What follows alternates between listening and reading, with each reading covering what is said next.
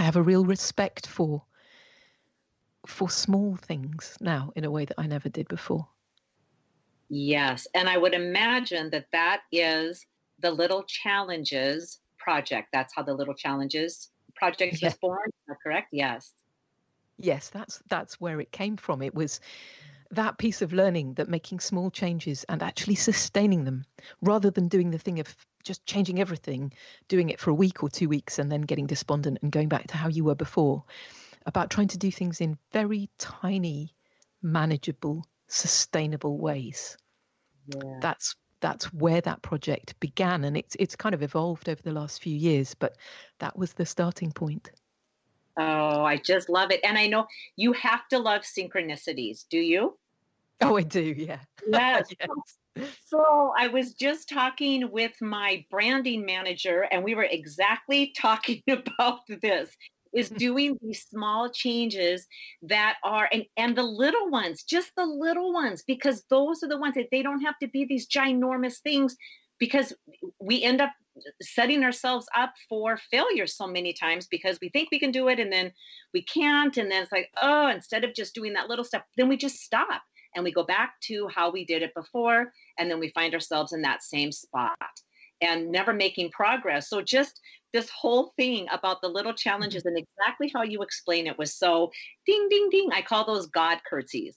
When there's one of those synchronistic moments, there's just this God curtsy. And so thank you. Thank you Oh, again. lovely. Oh, yes, it's so beautiful. It's so beautiful.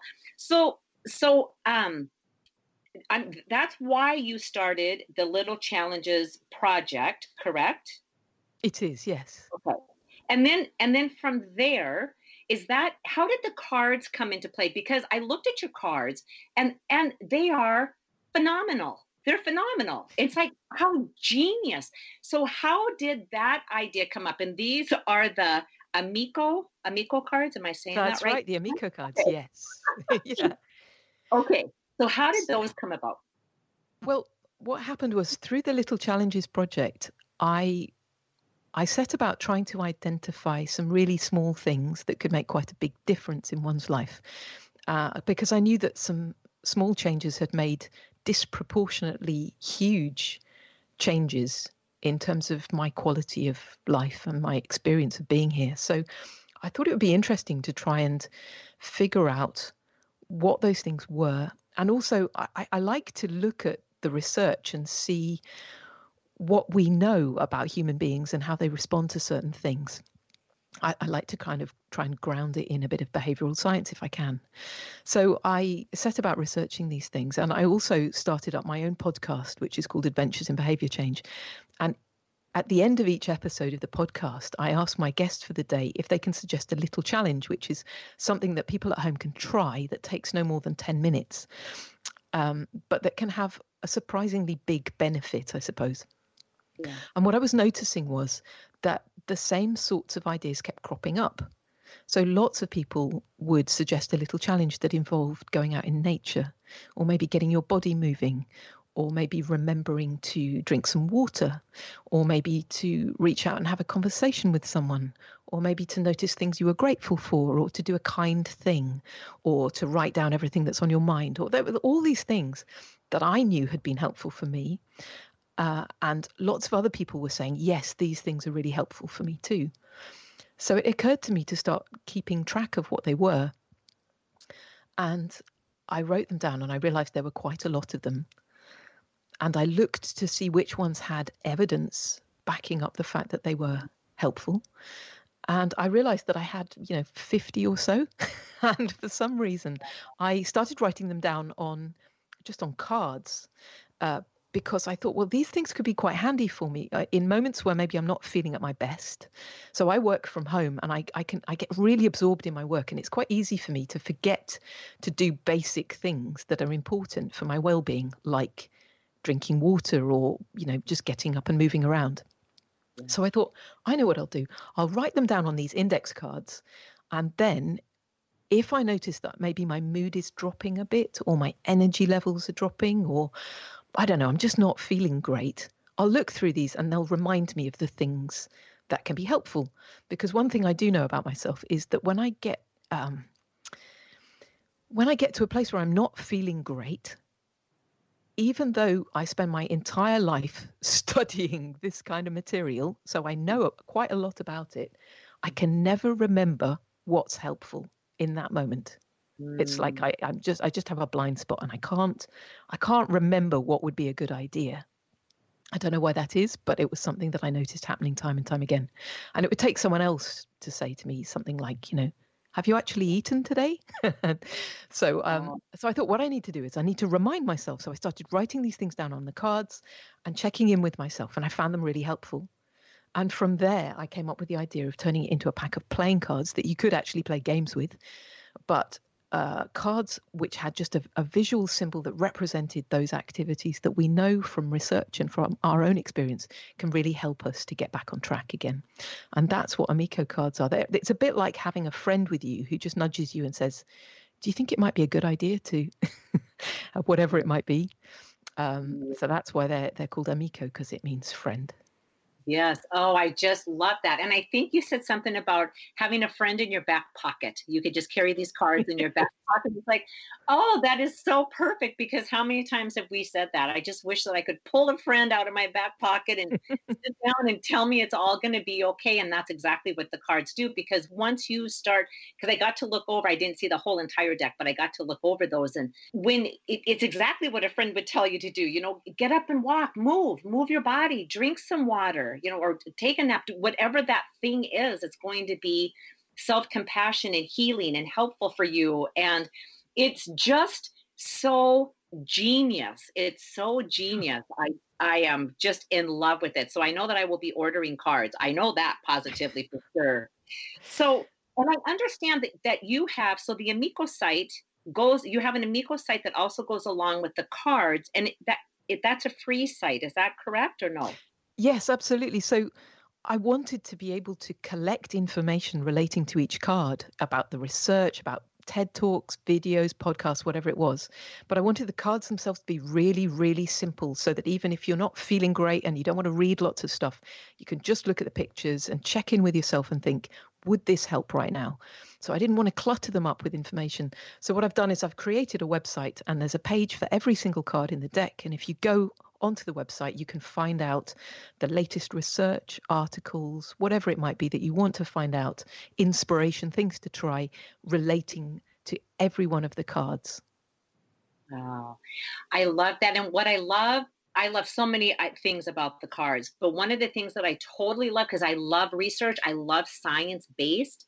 And when you know that, this is advice that's been researched, or an idea that has been researched and is proven to work, somehow that just touches a different part of us where we take it with more, it's weightier. There's a validity to it, instead of somebody just saying, oh, if you just get a drink of water, you'll start feeling a little bit better. It's like, no, but this is what the research is saying.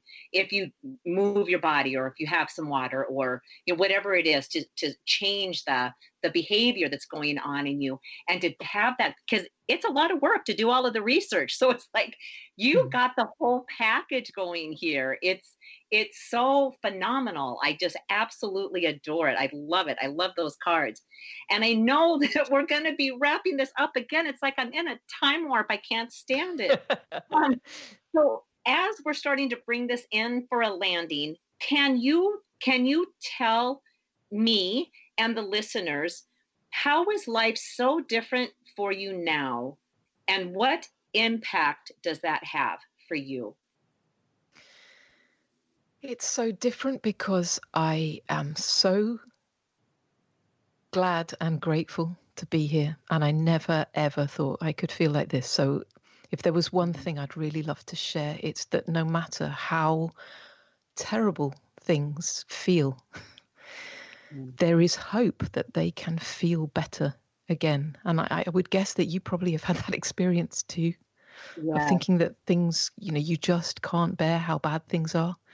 And yeah, yet on the other side of that, somewhere, the other side of the brokenness and the pain is something so much more beautiful than you could ever have imagined.